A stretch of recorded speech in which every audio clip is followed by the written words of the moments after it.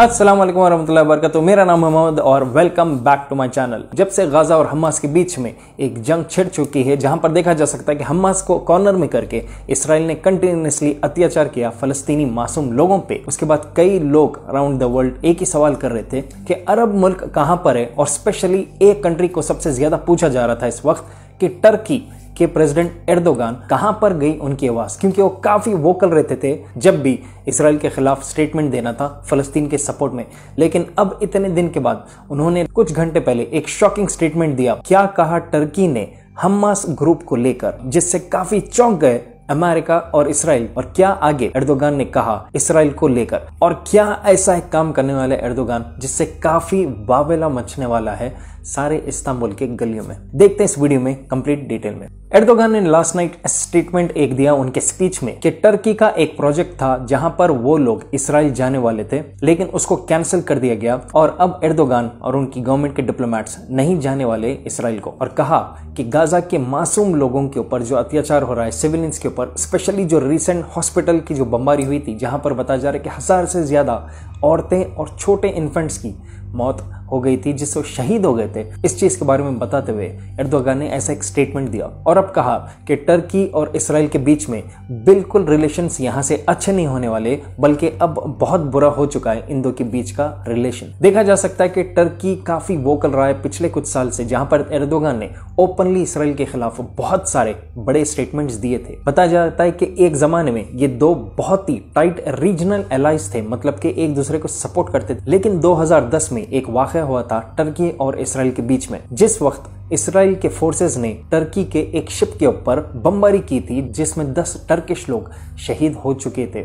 इस शिप में गाजा फलस्तीन के लोगों के लिए एड कैरी किया जा रहा था। तो फिर कई साल के बाद 2016 में टर्की और इसराइल के बीच में दोस्ती का हाथ बढ़ा था, लेकिन 2 साल के बाद ही 2018 में टर्की ने इसराइली एनवॉयज और डिप्लोमेट्स को किक आउट कर दिया था उसकी कंट्री से, जिस वक्त फलस्तीन के कुछ प्रोटेस्टर्स को इसराइल ने बहुत बुरी तरह मारा था। देखा जा सकता है कि 2 महीने पहले एर्दोगान और नेतन्याहू की मीटिंग हुई थी, जहां पर दोनों एक दूसरे से मिले थे, और ये हुआ था न्यूयॉर्क में एक यूनाइटेड नेशंस के समिट में। और यहाँ पर बताया गया कि दोनों लीडर्स ने डिस्कस किया कि कैसा एक दूसरे के साथ एनर्जी, टेक्नोलॉजी और साइबर सिक्योरिटी के एरियाज में कोऑपरेट करेंगे, एक दूसरे के साथ बिजनेस बढ़ाएंगे। लेकिन पिछले कुछ दिन से जब इसराइल ने फलस्तीनी सिविलियंस के ऊपर बमबारी शुरू की, और अभी तक बताया जा रहा है कि तकरीबन 7000 मासूम फलस्तीनी लोग शहीद हो चुके, और इसराइल रोकने का नाम नहीं ले रहा है हमास के बहाने जो वो अत्याचार कर रहा है फलस्तीनियों के ऊपर।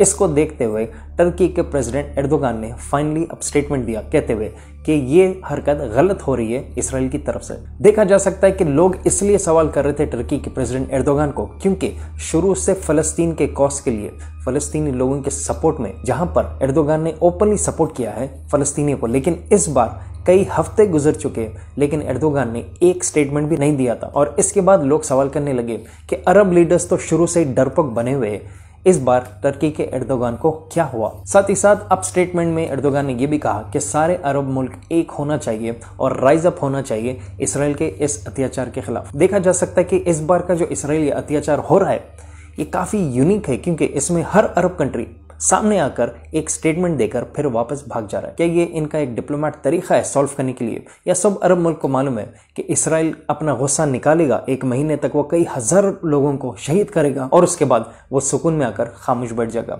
तो क्या वो इस वक्त के गुजरने के लिए इंतजार कर रहे हैं ये अरब ममालिक। अब यहाँ पर देखते हैं कि क्या ऐसा स्टेटमेंट दिया एर्दोगान ने जिससे काफी शॉक हो चुके अमेरिकन और इसराइली डिप्लोमेट्स। एर्दोगान ने ओपनली बताया कि हमास जो रेसिस्टेंस ग्रुप है फलस्तीन के राइट्स के लिए जो लड़ रहा है, इसके खिलाफ भी कई सारे कुछ लोग कहते हैं कि ये इसराइल का ही एजेंट है या कुछ ना कुछ उसके बारे में कहते हैं। इनके बारे में भी मैंने रिसेंटली एक वीडियो बनाया जहां पर बताया मैंने कि क्या हमास वाकई एजेंट है इसराइल का। मेक श्योर आप लोग भी ये वीडियो को चेकआउट कीजिए। तो हमास के बारे में एर्दोगान ने कहा कि ये कोई दहशतगर्द नहीं है, कोई देशद्रोही नहीं है, बल्कि ये लिबरेटर्स है, ये मुजाहिदीन है जो फलस्तीन के कॉज के लिए लड़ रहे हैं। मतलब कि फलस्तीन की ज़मीन के लिए जो इसराइल ने कब्जा कर लिया इलीगली, उसने अपना एक स्टेट बना लिया वहाँ पर, इसके खिलाफ जो ग्रुप लड़ा है हमास, ये मुजाहिदीन है, ये सही है अपने रास्ते पे। और एर्दोगान ने ओपनली सपोर्ट करते हुए कहा कि हमास बिल्कुल सही कर रहा है अपना काम।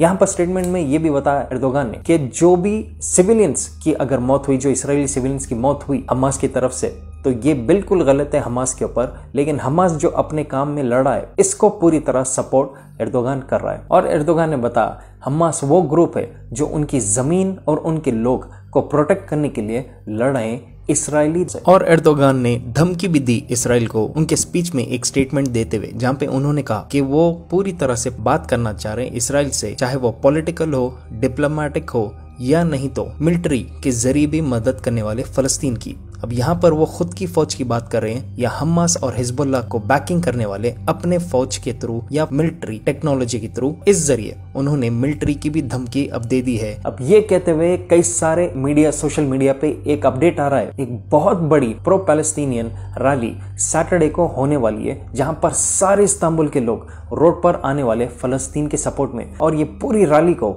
सपोर्ट में निकलेंगे एर्दोगान खुद पर्सनली। तो यहाँ पर एक अंदाजा ये लग गया कि सारे इस्तांबुल, सारे टर्की में एक बहुत बड़ा हंगामा होने वाला है फलस्तीन के सपोर्ट के कॉज में, जहां पर खुद एर्दोगान प्रेसिडेंट होते हुए टर्की के, वो खुद पर्सनली उतर जाएंगे और लीड करेंगे इस रैली को।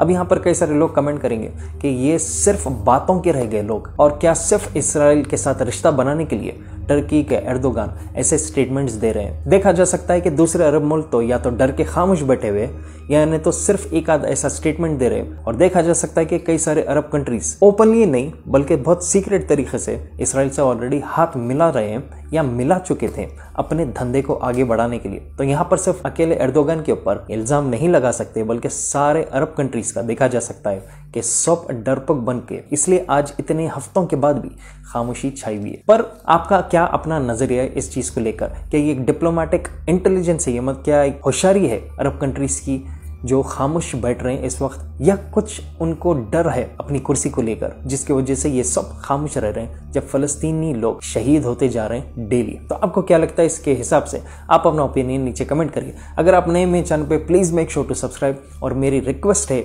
आप सबसे जितना हो सके इस वीडियो को डाउनलोड करके इससे ही अपने सोशल मीडिया के थ्रू इस वीडियो को शेयर करिए। और मेरी एक अपील है आप सबसे कि YouTube कई बार ऐसे वीडियोस को टेक डाउन करता है, तो मैं ऑल्टरनेटली फेसबुक पर ये वीडियो भी अपलोड करता हूं, और साथ ही साथ मेरा एक व्हाट्सएप का चैनल भी जहां पर मैं लेटेस्ट अपडेट्स देता हूं। दोनों के लिंक्स मैं नीचे डिस्क्रिप्शन में दे दूंगा। और आज के ज़ायनिस्ट मीडिया कंट्रोल दौर में हक की आवाज उठाना बहुत ही मुश्किल है, तो आप भी कंट्रीब्यूट करके मुझे सपोर्ट कर सकते हैं। जब तक इंशाल्लाह मिलता हूं बहुत जल्द, ख्याल रखिए अपना, टेक केयर एंड अल्लाह हाफिज।